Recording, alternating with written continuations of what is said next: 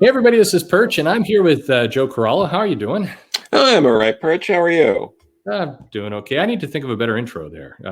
We've been doing this long enough, but we'll try some Yeah, different. but the you know what happens though? You change it up, and then half the comments are people being like, "What happened to the old intro?" Exactly. Yeah, people like their familiarity. They like to count on things. Yeah. Which this comic that we're about to talk about gave you none of that. No. It was very jarring. This is City of Crime that ran in Batman back. I'm trying to think the year. This was when was this? 2005, 2006 in that area. There you go. Right before Hush, right? This is after Hush. After Hush. Yep. This is right before, like 6 months before Paul Dini took over Detective. Excellent. Okay, so there's our put people in their time that time span in your mind. You got to remember we'd gone through Hush. We're going into this. This had a little kind of teaser in Batman 800, and then it ran from Batman 801 to 814. Well, with Detective, but yes. Oh, in Detective. What am I? All right, I'm just screwing up all over the place. You're fine. All right. I'll cut all that out later if I remember. All right, gotta look smart. Detective Comics. There we are. 801 to 814. It had a one issue kind of hiccup in the middle or toward the end there. 810. Yeah, there's a little break, which was probably like a short fill-in or something like that, or it might have been so David Lapham can catch up. Only he knows. We'll have to get him to tell us someday. It's a mystery worthy of Batman. It is. Yeah, but this is a story that we were talking about it earlier. Very few people seem to remember when they talk about Batman stories. It's kind of faded from memory, and despite the fact that this is possibly, I don't know, this is in one of the top 5, maybe top 3 Batman stories of all time. Would you say? Oh yeah, this is easily. This is hands down top 3 post-crisis Batman story. No competition, and if I really took the time to really really hash it all out, it's probably top 2, if I really, went for it, because it's just it's so powerful. And, it's done on, it is a crime that, it's in the title. It's a crime that we live in a world of long Halloweens and Hushes when this kicks the living shit out of both of those books.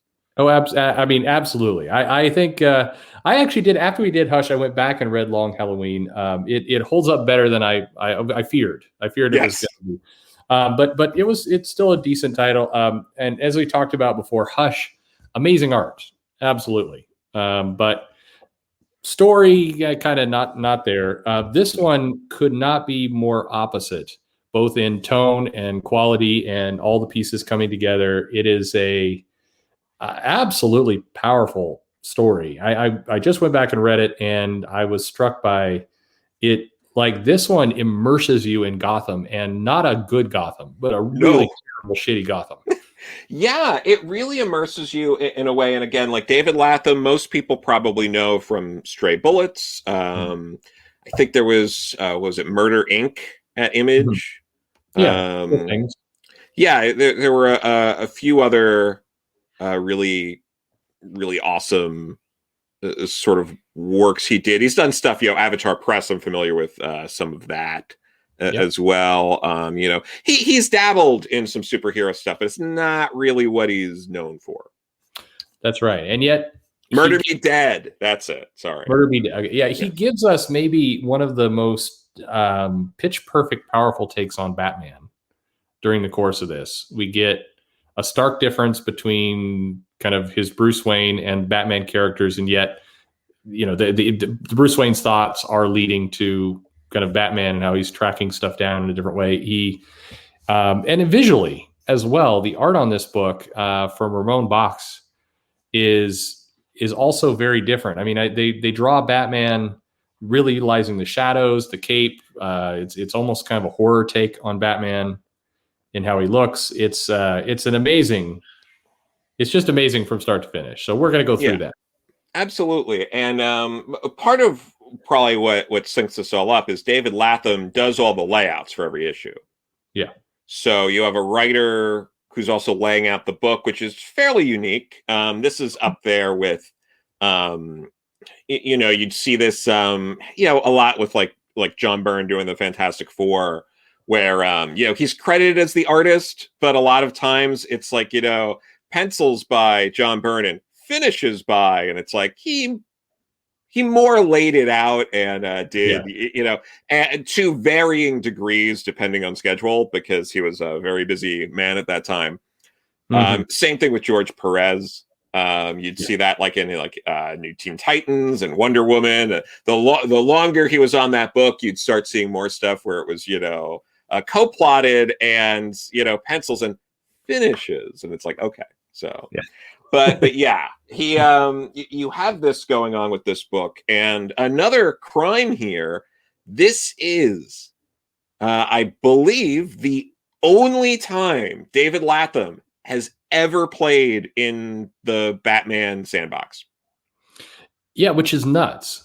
Again, because like from the first issue of this run, we're getting a real deep Gotham. I mean, we're getting he's going right. I don't know the best way to put this, to the street level of this city, showing the crime in gory, intense detail. The people within it. I mean, there's some pages here where it's kind of going from panel to panel to kind of different individuals here who are just doing terrible things. It is an absolutely ugly, terrible Batman or a Gotham. You get the sense of Batman's kind of why he's engaging in this all night. It's just it's an obsession with really crime we haven't seen before. And this book also, it does give us Arkham, but very briefly.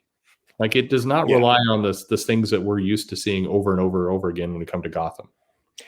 Absolutely. The something else interesting, like the whole like prelude to this from Detective 800 is all done in caption boxes, which I know you're not allowed to write with caption boxes, and if you do, you're a moron. But he pulls it off somehow, and this has tons of caption boxes, by the way. But it does do caption boxes, and it's more light on the dialogue, but it's done so masterfully. And I think part of this is also he's writing this and laying it out, so he knows what panels are going to have the room, what aren't, as he's getting these stories together. It's something that I think we miss when we talk about the importance of laying out a page versus the importance of drawing a page. And it's so gorgeous, like you were saying, and this feels like a take two at Batman Broken City. Yeah, I think that's, because the focus is on this irredeemable, terrible, crime-ridden hellhole of a city. Yeah. But this one doesn't pull the punch. It introduces you to it over and over and over. It can become very uncomfortable and tough to read after a while because it is so aggressively brutal in portraying this city and the people within it as just being the worst of everyone. The crime is not pretty. No, it is not. And, that's no knocking, Brian Azzarello and Edward Riso, who did, 100 Bullets and a lot of other seminal works. But just that taking place literally immediately after Hush was so jarring, I think, for readers, that's part of why you had that fall off after Hush. But yeah, we come to this like very right off the bat. It is, you get to Detective 801, and it is just like, this is a filthy city where underage prostitutes are being murdered. Yeah.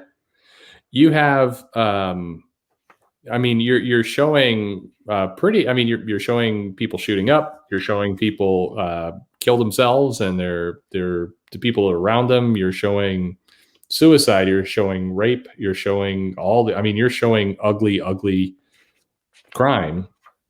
And unlike, this is not the comic where Batman is going to go up against a bunch of goofily dressed villains and have wacky adventures racing through Gotham. This is one where the city is um, it is entirely broken, and every single page has some very terrible thing going on to it for this first issue. Yeah, I mean, in this first issue, Bruce Wayne meets this girl, Haiti. She's like 15 years old. She's this young girl who's basically prostituting herself out. And he meets her as Bruce Wayne, and he can't help her as Bruce Wayne. Right. And that's a subtle element to the story. It doesn't beat you over the head with that being the case. They show it through the discomfort of Bruce, where he knows this is bad. I need to help this person, but I can't because I'm here as Bruce Wayne. Yeah.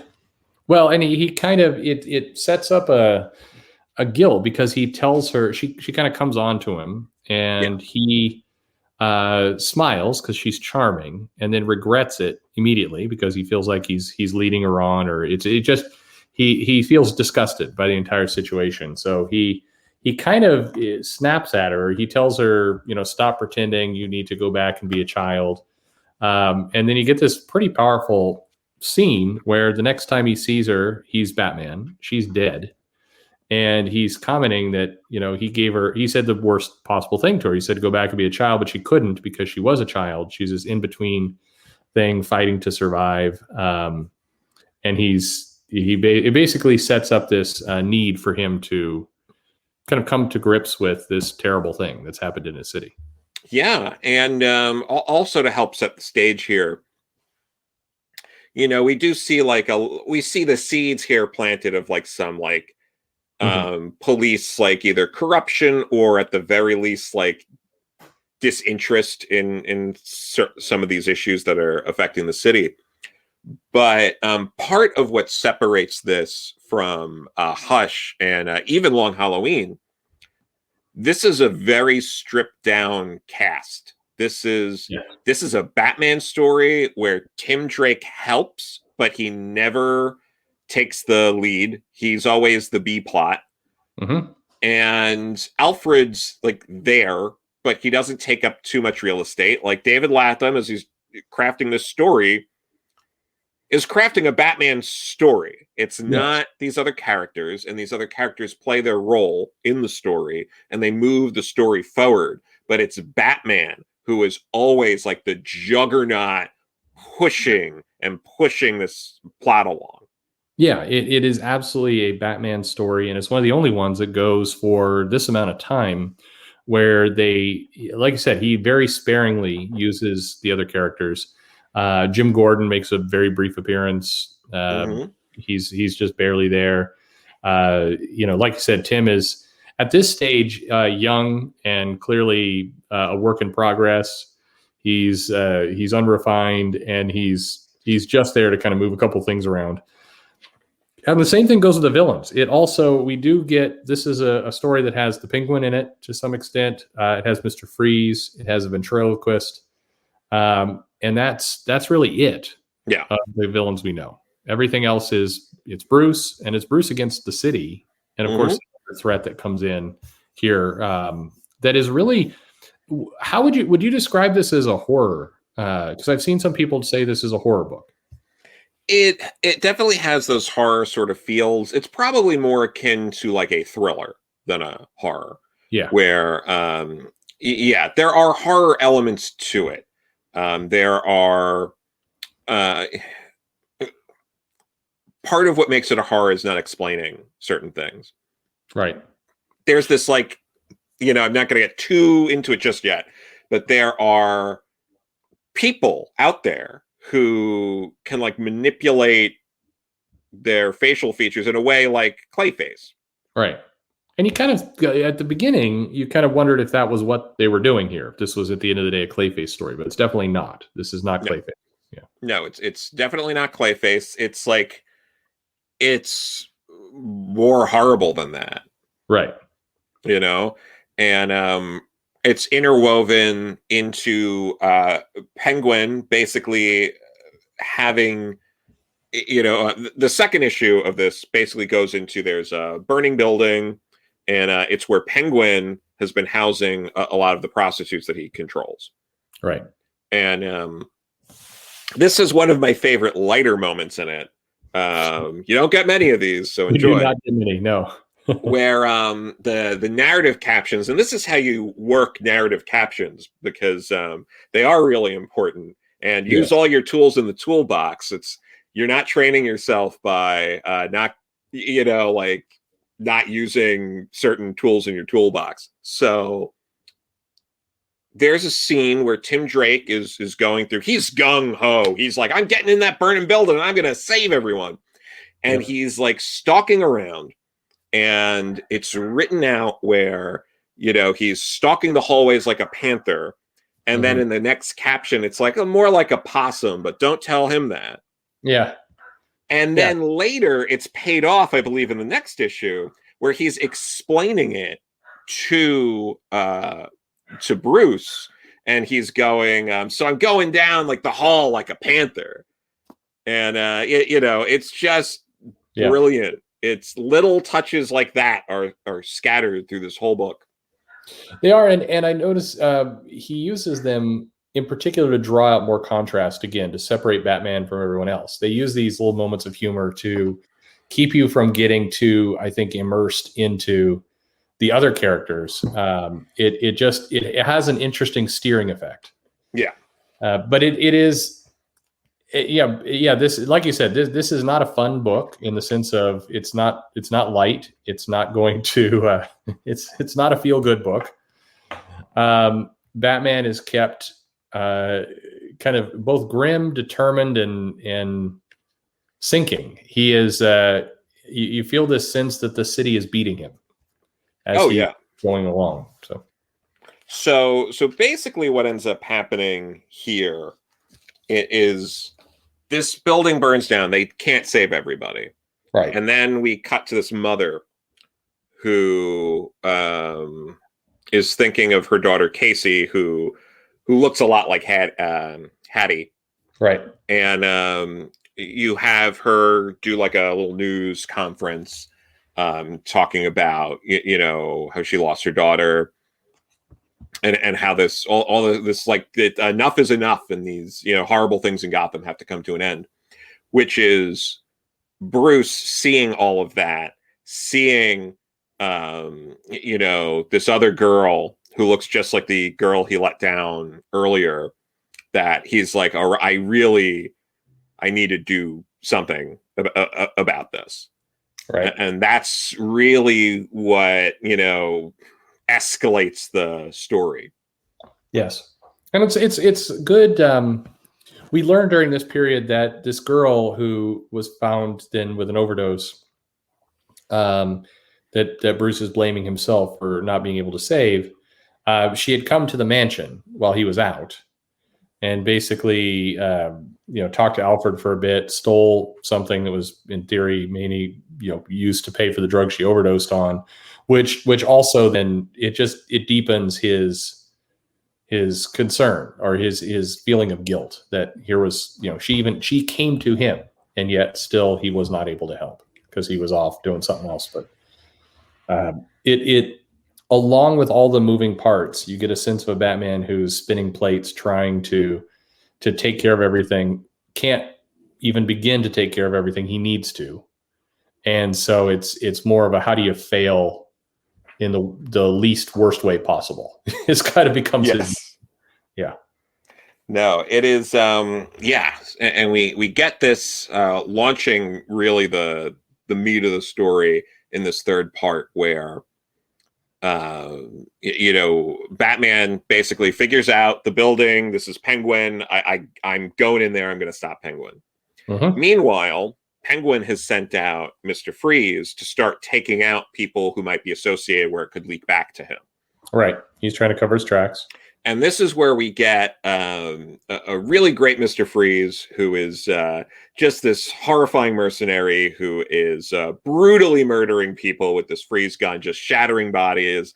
We get this great interrogation scene where Batman's interrogating this person who most of their limbs were shattered and like the bottom half of their body as from the Joker, who not the Joker, Mr. Freeze. And Batman is basically interrogating this guy, knowing there's nothing he can do to save this guy's life, but this ice is keeping him alive for a little longer so he can get some information. It's nice to see. I mean, and it again, it's jarring because if you just came off of Hush, the villains are doing villainous things, but not any kind of serious way. It doesn't feel like they're that threatening. They're kind of the Harlequins robbing an opera. It's but in this one, as you mentioned, Mr. Freeze shows up on the scene and there's frozen body parts just scattered all over the road. And I mean, it really drills home the fact that the villains are killing people like crazy. Everywhere. Oh yeah, no, it's a dark, twisted story. Yeah, and all the parts are necessary. Like, this is not a bloated story. Like Long Halloween, Hush, stories like that are really bloated stories. Yeah. It's not figuring out what the story needs and then applying things to it. It's how do we get all these characters into it? And you get a much stronger story when you are only adding characters when needed. No, that's right. It's and I don't think people shouldn't take this the wrong way. If you haven't read this, this is not a comic where we're going to drag Batman down and make him depressed and sad and question who he is. Batman knows who he is. It's the conflict here is that the threat is bigger than Batman in a lot of ways, not because it's everywhere and he knows it and he's trying to figure out a way to path forward anyway, but he's having to face this kind of very ugly crime that Superman doesn't deal with. Like none of the other, like, can you imagine the same setup with the Flash or Green Lantern or Superman? You couldn't have them interacting with this world. No, absolutely not. It's you couldn't at all. And it just you should be careful. The monkey's paw is going to turn, and we're going to. No, for sure. But and the story keeps going, and it's very well paced. Like now we're at I think what was it? We have Hades' funeral in the next issue, and Bruce Wayne shows up for that, and there's this really powerful line where they're kind of like, why the hell are you here, Mr. Wayne? Yeah. But Case was it Hades' father at the funeral says to Bruce, "Come now, Mr. Wayne. Was she really that good?" Yeah. And it makes him just want to punch this guy. Yeah. I mean, yeah, it's her dad. Of course, it's people are ugly in this book. It is an ugly city that Batman has to navigate through. This chapter also gives us we get more of this kind of the body, this threat. Yeah, and this threat is, and this is where the horror elements are coming in. I mean, we're seeing kind of people steal other people's face. We're seeing kind of this kind of almost who you can trust body snatchers type plot. But it hits home to me when the Penguin is attacked in his his tower there, and they shoot the assailant, and his head explodes. It's made of dirt, and you just see that it's very. This is probably where you get very, very creepy, very ominous. It does feel like a horror film at this point, or more like maybe a film like Seven, where it's very creepy, it's very unnerving, and we're seeing a very different kind of threat. Yeah, no, and then the body is a real important part of the beginning of the fourth issue, where Tim Drake has to stop a body double from murdering a baby. Yeah. And later he talks with Bruce about it, and he's like excited that he saved this baby, and Bruce is the one who has to be like, what's wrong with you? Like, this is nothing to be excited about. A baby was almost murdered. Like, why are you, and it's still, he's still trying to shape Tim. And this is probably the heaviest we get with Mr. Freeze, because there's like the shootout at the end with Mr. Freeze as like what was it? The body people involved are trying to take him out. Because now from him trying to clean up after the Penguin, he's getting too close to what the body's doing. So now the body has to take out Mr. Freeze. And all the while, that's, you have that going on. You have this creepy place where Mr. Freeze is like holding people frozen near to death. Yep. And basically. Yeah, and this is also where we get the introduction of the ventriloquist for this particular story. Yeah. Yeah. It has a nice sequence where, the bodies, people are coming in after Freeze, and you see them kind of emerging from this crowd. And you do get kind of a nice moment here where, it says, and truthfully, he's relieved. He thinks this is the beginning of the end, but he's wrong. That's for later. Yeah. Right now, he's surrounded by a score of unknown enemies. Right now, he's grinning. Finally, men he can feel good about hitting. And it does. That's how that issue ends. And it does feel like we get a bit of a, after all this kind of very brutal, terrible stuff Bruce is wading through as Batman, he's finally going to, tackle a threat that feels maybe a little bit like other Batman comics. He's just going to unload on a bunch of masked enemies. But pretty quickly, Batman comes to the conclusion that it's not going to be that way. Yes. Yeah, it's an overwhelming situation. He's baffled and confused by what's going on with the body. He just doesn't know. He's like fighting these like people, and they're melting, and there's more than he can deal with. And he's also got to try to prevent Mr. Freeze from just dying from heat, since his suit's been damaged. Yes. And it's also bringing in more of the police are now starting to come into this. We're getting Frank and his partner, who are also trying to investigate some of this. And that's going to be a plot that's going to kind of sit in parallel for a while. Yeah. They're getting involved. They're investigating things. You have,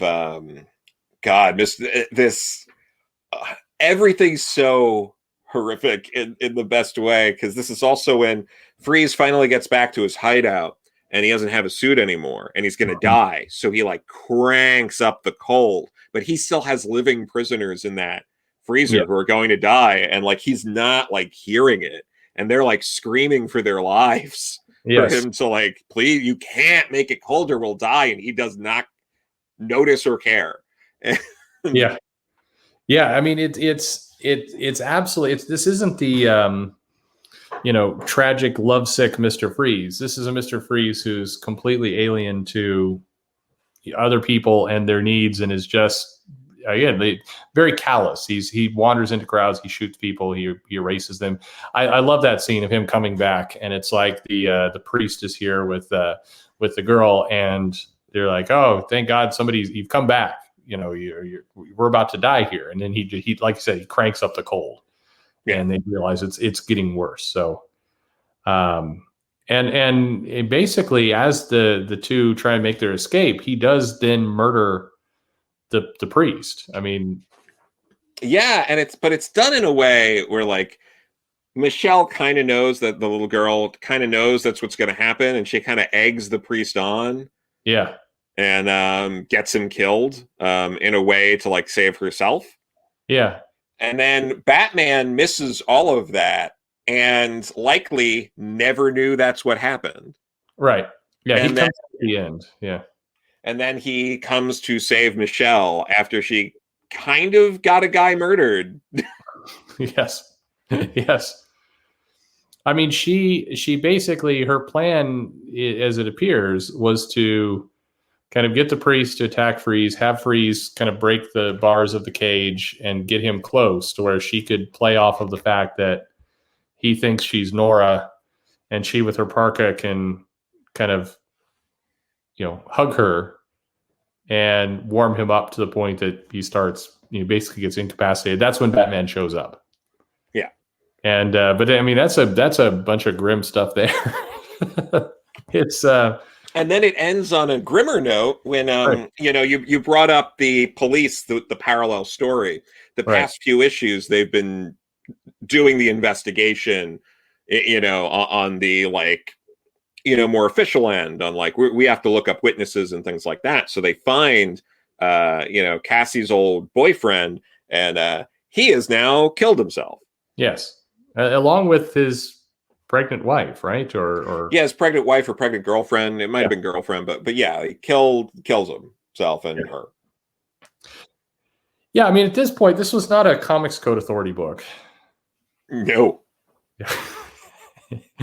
This would be Black Label, or what would they even do this today? This is better than anything Black Label puts out. Let's sure. But I can't picture DC doing this story. It's I don't think they would let it go this dark. I don't know how this happened. And I'm so grateful it did, because it's one of the absolute greatest times I'll ever have reading a Batman comic in my whole life. Because you can't replicate this, and this sits and stays with you it will. It's incredibly powerful. And then you see how David Latham's using all these parts. We're on the 6th chapter, and the ventriloquist becomes sort of the main antagonist for Tim Drake for most of the rest of the story. Right. And, so it's okay, there is a reason why the ventriloquist is here. It's not just because, I like the ventriloquist, so I'm just going to put him in here to have a line and have Batman punch him in the face, like so many other Batman comics. Exactly. No, this everything is very purposeful. A lot of things, including the very first issue of this, setting up some various people who are just residents of Gotham. Then they come back into the series later, again, as very much supporting characters. But it helps reinforce that none of this feels like a story that was written out very detailed up front, the entire run.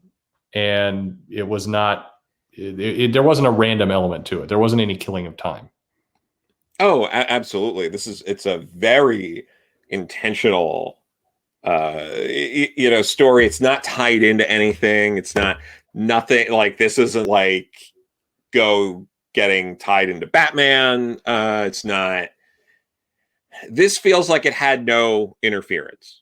Yeah. Or very minimal if it did. And it's weird how all these stories that don't have intense editorial interference tend to be better. What? It's crazy. It's so weird how that works. That is a hot take right there. It's I think we might need less editorial interference and let people tell their stories. Yeah, it's well, especially when they're this good at doing it. We do get, Batman continues to investigate things. He's kind of getting closer to parts of this. He realizes the Wells are in danger. Anyway, he heads to go save them.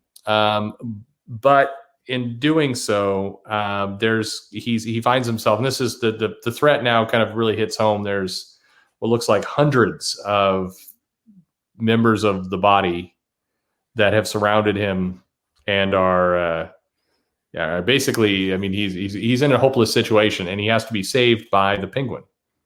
Yes. Which is not a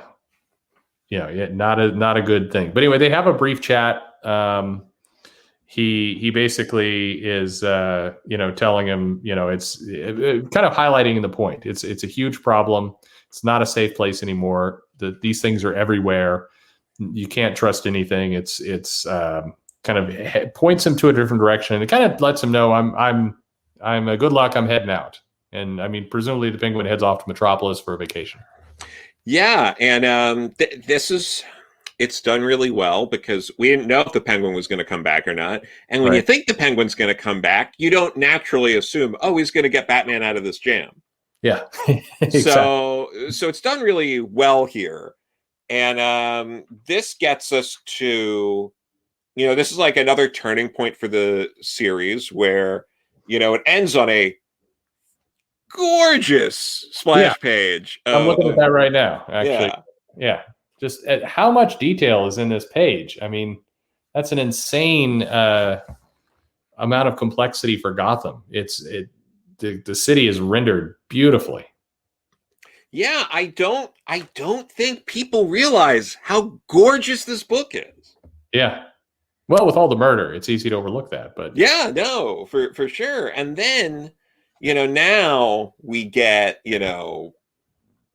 Bruce having to go undercover and do detective work in a certain part of Gotham he's not really familiar with or that familiar with. Yeah. And he goes really undercover here. Yeah, and you get a sense that so once again we get back to kind of the detective roots. We get an ugly, again, new kind of gritty look at Gotham. We get Bruce doing something very different from what he's normally done. Just a very, very different Batman. Get to see the city in a very, very different way. And you do it kind of, I think, reinforces to Batman how bad things are. Like he thought he knew, but this area is terrible. Yeah, it's horrendous here. This is like kind of where it seems like the body is coming from in this area. Right. And he's getting in with this big guy, Leo, who's this like construction guy. And he's like, but this is like deep stuff where like Bruce has like, he has one of his identities. He's like getting in with like Leo and Leo's family to try to figure out what the hell's going on. And this is like this impoverished part of town. There's like a dead dog in the street. There's a schizophrenic homeless man walking around. Like it's very it's just very blunt about how like you thought the rest of Gotham was awful, which it is. Yeah. This is like somehow worse. And it's part of what highlights it is that it's that bad in broad daylight. Yeah, exactly. Yeah, they deliberately make these scenes. It's in the middle of the day. It's terrible. The sun's up. It's different from the Gotham we've been seeing, which has been almost perpetually in the night and raining. And here we're getting it's another card revealed on the table of this story. And I think, for people who might be thinking, wow, this sounds brutal. It is. It absolutely is. But it's all very purposeful. And I think it goes back to the old adage of, to have a great hero, you do have to have great villains. You do have to have real threats. And this all helps build up Bruce Wayne, Batman, as a more powerful character. It's not subtractive at all. And in fact, in this ways, you kind of get the feeling that Gotham is a villain. And we've seen all the other villains in Arkham and his usual rogues gallery. In this case, Gotham itself is a villain that he has to wait. So, while all this is going on, Tim Drake has to be on like protective watch of the ventriloquist who is like on life support in the hospital. Yes. Which, does like things get crazy and he eventually has to fight Scarface, which is amazing. Yes. When we get there. But yeah, it's like Tim Drake's there. And so he is sort of our way of getting back to Gotham, because when things get bad there, we see how bad it's getting in the hospital. And we can kind of bounce back and forth between there. And after Bruce has cleverly disguised himself as a homeless man to get a lot of this information, now disguises himself as someone who needs a job working construction for Leo. He figures out by being on the streets for, at least a day, probably a few days, who runs this part of town. he pinpoints that it's Leo, and then he knows I have to work for Leo if I'm going to figure out what's going on here. Yeah. No, and he intentionally kind of gets into a fight. He's kind of going deep and deep undercover. We do see these scenes kind of while this is going on of Frank, who had been injured, and he's in the hospital as well. And he is he's very, very paranoid that, you know, who are people. So he's like, he stabs this this nurse with a needle in order to see if there's dirt or blood under the skin. I think they do a really nice, you know, effective job here of showing how this is unhinged Frank to some extent, but he's also very wise to the threat. Yeah, and Tim is the one who has to handle him, and yeah. Tim has no problem handling him, but you're also concerned because Tim is a bit green and doesn't quite comprehend the threat. And, you know, so as the reader, you're like, boy, I sure wish you two would sit down and calmly talk to each other so you'd both understand the situation, because it's bad that you don't. Yeah, no, exactly. Frank is definitely, he's drawn, he's written as he's coming off unhinged, but he's also right. Yes. And so it sets up the creeping nature of this entire thing that he is, you know, he's wrong here. And Frank is just doing all the things to come off as unhinged and everything else, where Tim is absolutely unaware. In a story like this, you get the feeling like, you know, I mean, you don't feel like any part of it is safe. Like we kind of get the feel like bad things could happen to Tim. So with every page, you're just worried what's coming next. You're waiting for the body to just like overthrow this hospital and kill Tim. And then it's made very clear that like Leo is intentionally done to be this like large, intimidating person. So like at any moment, it's like if this guy catches on to Bruce, he might kill him. Like yeah, nobody is in a good spot here. And then we also, I mean, we get kind of these, I get very, very great use of captions. It turns out, you absolutely can use them to good effect in a comic. Crazy. He forces himself to cross the street. Will it matter? Will the people of Gotham care? Will it make their lives better? We get this shot of, you know, basically 6 people kind of huddled together in a bed, presumably, I mean, these junkies, it's, you know, we pull back and we just get this view of the street of homeless people and people collapsed on stairs. And it just, you know, the park will be filled with my nightmares. It's it's great stuff. It's great. But then there's also like right at the end here, you know, this particular part. So like the end of part 8, you know, we don't really see Gordon this whole time until now, and then you get the Gordon reveal. You know, somebody call for a washed up old cop, and it's like if you use characters sparingly, and then you drop something like that at the end of an issue, then people care. Yeah, exactly. You know, I mean, he shows up at the right moment. We haven't seen him all along. It's actually a cool bit that Gordon is on the scene, and maybe you feel a little bit better that the situation is a little bit more handled. Same time, you also wonder if they're moving all the pieces around to just to put them all in danger. No, absolutely. But Jim Gordon showing up, and I think back to when Jeffrey Thorne talked about certain characters, like when Captain America shows up, you know you're going to be all right. Like that's like he's who you want to show up in the Marvel universe. And you know, it's the same thing. Like Jim Gordon shows up, you're like, oh, thank God, Jim Gordon's here. It's gonna be okay, you know?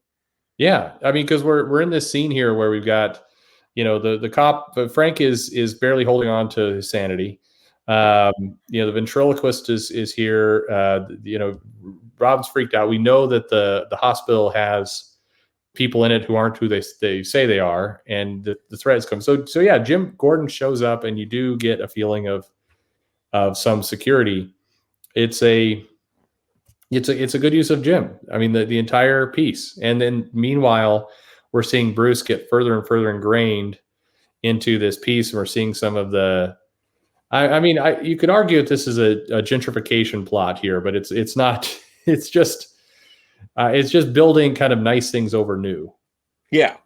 But it's, you then get, you cut from a really beautiful scene of them on top of a building, looking out this new kind of these skyscrapers that they're building, these new places are going to transform the whole city. And on our next page, we get a guy who is face down in the gutter, dead in an alley with a cat walking by. I mean, yeah, it's one panel after the next.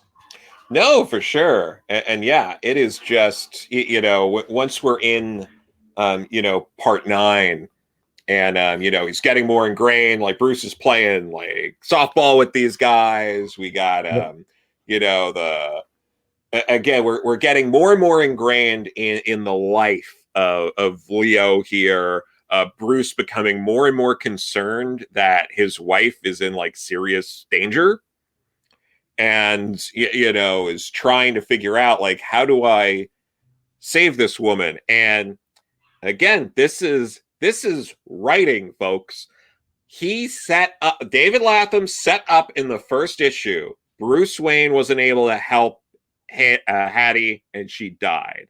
And now we have Bruce Wayne, or at least the disguise of Bruce Wayne again. And now he's in a very similar situation. He's here with this woman, and he's trying to figure out how to help her as a Bruce Wayne, or at least someone who isn't Batman. So it's this figuring out, like, okay, you have a cousin who lives so somewhere, and we're gonna figure this out, and we'll get you on a bus, and we're gonna make this work. Yeah. So you have all that going on while that's going on, but then there's a homeless man who is, foaming at the mouth. It's like that movie, The Stuff. If you've ever seen the movie The Stuff, it's like all that like white stuff coming out. The Stuff is a fantastic movie. It's a great 80s horror movie. It's got a wonderful Abe Vigoda cameo, and and the Where's the Beef Lady? Where's the stuff? It's okay. I'll have to check that out. It's the guy's Mo, and he's called Mo because whenever he asks for money, he always wants Mo. That's the joke. It's a great horror movie. Check it out. But very good. But yeah, so that's going on, and then there's more tension in the hospital because like Frank and Tim Drake are trying to explain to like Gordon what's going on, so he's getting like conflicting stories here, and like Gordon's like, well, what's going on here? Like it's getting intense. It's like, but yeah, you see they move all the pieces together because now we get Frank, Tim Drake, the ventriloquist, and Gordon all in a room together. So know something not good's going to happen. Right. Yeah, they've identified that, and they do a good job again of one, these characters aren't idiots. They know something bad's about to happen. Tim Drake has set up some little traps and things, but it's it is they know they think they understand what's coming. They don't, and that's a cool aspect to this story, that it's going to overwhelm them, and you got this scene of I think it's time to move, and as multiple members of the body are climbing up this building. Simultaneously, Bruce is in a really bad situation here. Kind of being taken care of and having fever dreams and everything else. And yeah, he, like you said, he's definitely concerned he's over his head at this point. Oh yeah. No. So that's all going on. And this leads to that, diseased homeless man who's clearly something with the body and is infecting people. We get another cliffhanger ending sort of here where he's getting rushed to the hospital. Right. It's so good. This whole thing is so good. Yeah, it is. This is just a master's class in comics. Like, my God. Yeah. It's definitely good. At the hospital, of course, they've been overrun. It is you've got threats coming from multiple directions. You have the basically the body is advancing further and further. We get that nice shot of we keep flashing back to the ventriloquist. Yeah. Just kind of hanging down there. It's definitely some good stuff in here. No, it is phenomenal. It's you care about everyone from Batman and Tim Drake and Gordon to all these like new characters. You interestingly enough, like you care about like Leo's wife and you care about to an extent even Leo, because like you're wondering like because I mean Bruce, despite all of this, still cares enough that he wants to help all of these people.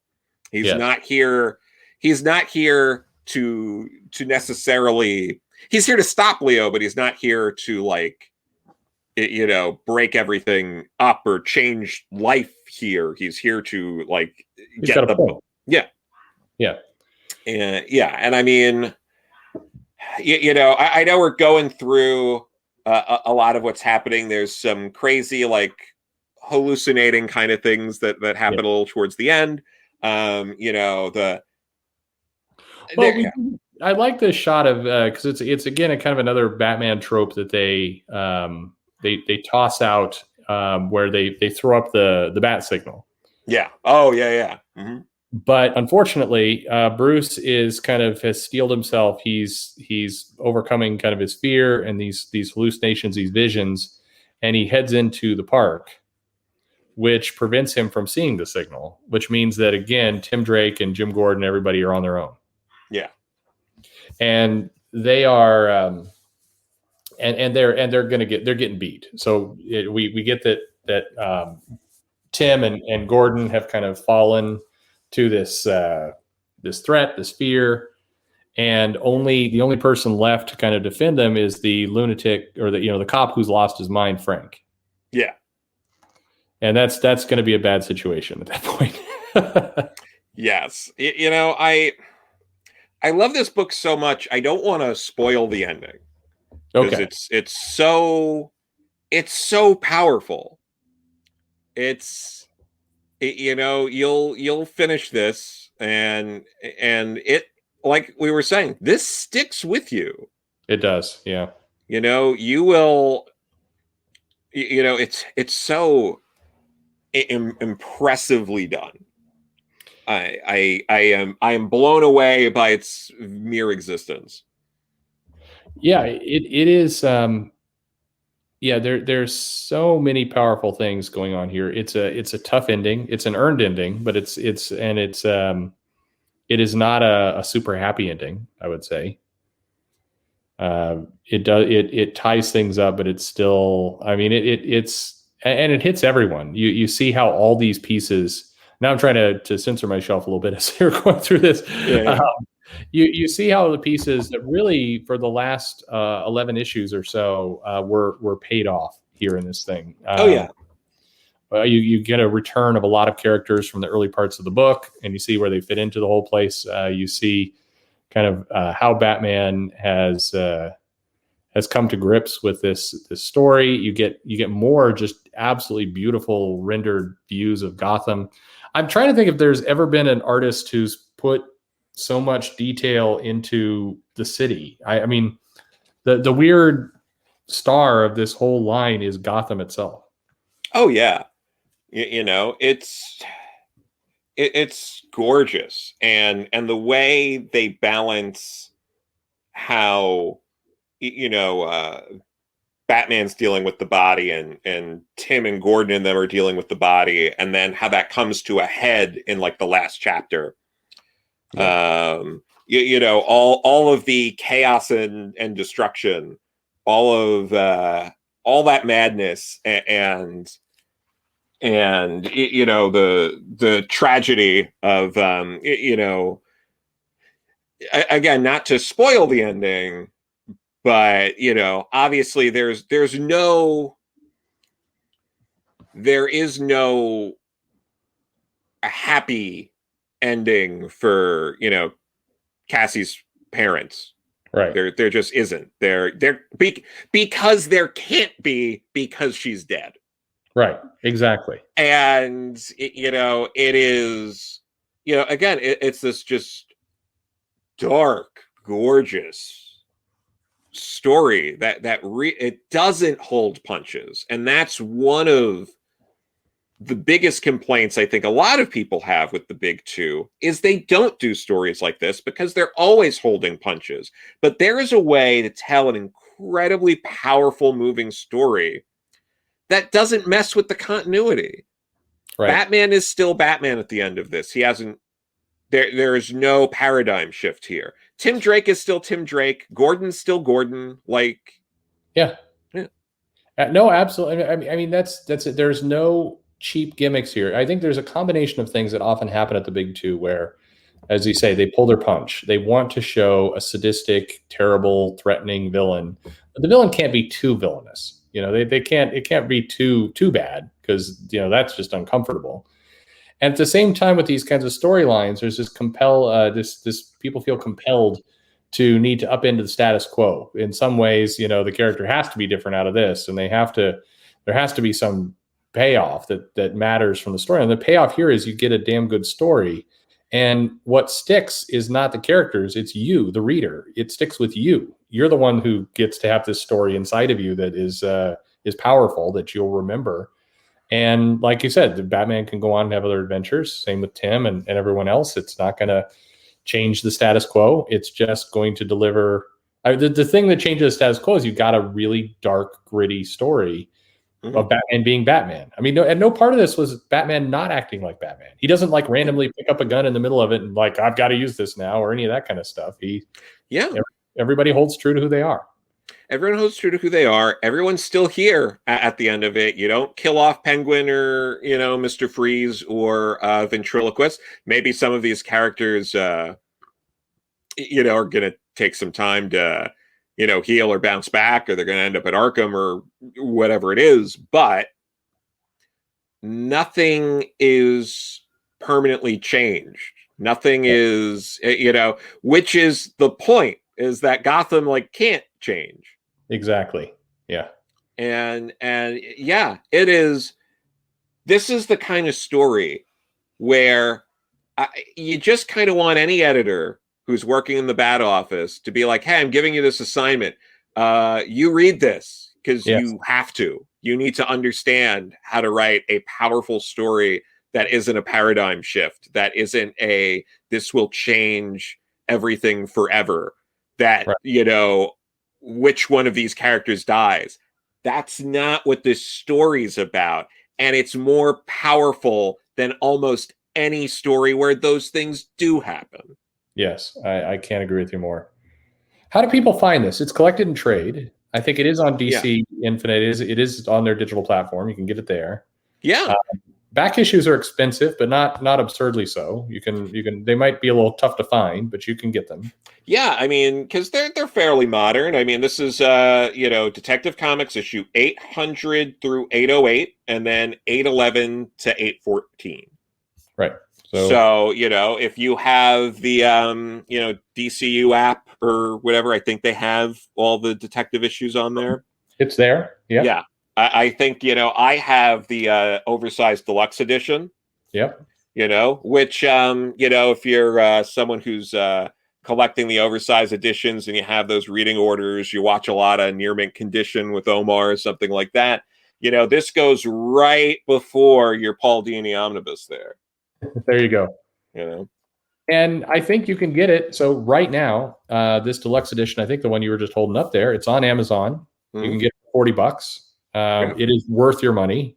For God's sake, buy this for $40. Yeah, this is, oh my God, this is, I don't know, probability dictates it's nearly impossible for you to buy a better Batman story. Yeah. If you just threw a dart at a board for a random Batman story, this is, hands down, outside of, some of the pre-crisis stuff and maybe a couple of post-crisis stories, tops. It's going to give you a story that's going to take you a while to read. It's not a quick read, and that's a good thing. You definitely feel like you're getting your money's worth. And like I'm trying to think of some movies like kind of in the same way. And I wasn't a big fan of the mystery box at the end reveal, but like the grittiness and the mood of Seven sticks with a lot of people of being kind of that creepy environment that really haunts you. This will do that for you. Mm-hmm. Plot and the story, the character. I mean, it's very definitive. It does a great job for the character. It doesn't alter the character. You don't need to know much going in. You can read this if you're not really a huge Batman fan. I think you can come into this. You're going to get a really dark, gritty detective story with some powerful stuff. And again, the art is understated here. It's the way Batman comes in with smoke, where his cape is billowing and he kind of just seeps into the room through the shadows. It's a different way than you might have been used to seeing Batman portrayed. An incredible story. Absolutely. This is like if David Fincher directed a Batman movie. Yeah, that's a good way to put it. This is like your Seven, Fight Club, like those kind of things is like Batman. Yeah. It's got that kind of feel to it. Other things pop to mind that aren't like necessarily exact one for one kind of transfers in like film, like it's dark and gritty, like even something like 8mm with Nicolas Cage, which I think was a Joel Schumacher film, which at least hey, he directed a Batman movie, so again that pops to mind because it's dark and gritty, but like not for that reason. So like it's not like Batman and Robin, don't worry. But no, it's not like that. And I think you can I don't know, you can come into it and you're not going to get, they're not telling this Batman story today. I think if you're one of the people who are like they don't tell, I'm amazed at the people who are frustrated with kind of the current comics being told and they haven't read this one. Yeah. Like, here's your antidote right here. Here's a story going to take you some hours to read. You're going to remember it for days, weeks, or months after. It's going to be one of the best things you picked up. And definitely, you can't complain that they're not putting out good comics when you can put your hands on this one. So go get it. Absolutely, highest recommendation for a Batman story, especially for anyone who's just like, I just want a Batman story. I don't want this. I don't want 90 other Batmen and girls and women and Robins. I just want a Batman story. It's like, this is Batman, Tim Drake, Alfred, Gordon. That's it. Like just pick this up and just have a fantastic time. Absolutely. I think this is probably the most positive review we've done and probably will do. Yeah, no, everything else is going to be a disappointment after this. So read this and then you'll understand why we hate everything else we read. Yeah, there you go. Yes. Well, coming up next, it's Marvel, which that's excited to do that one with you. Oh, yeah, no, that's going to be a good time. Let's lower that floor right down. Anyway, Joe, thank you very much. And everybody listening to this, please go check this book out. You're absolutely going to love it. Thanks for listening. Yeah, thanks for checking us out.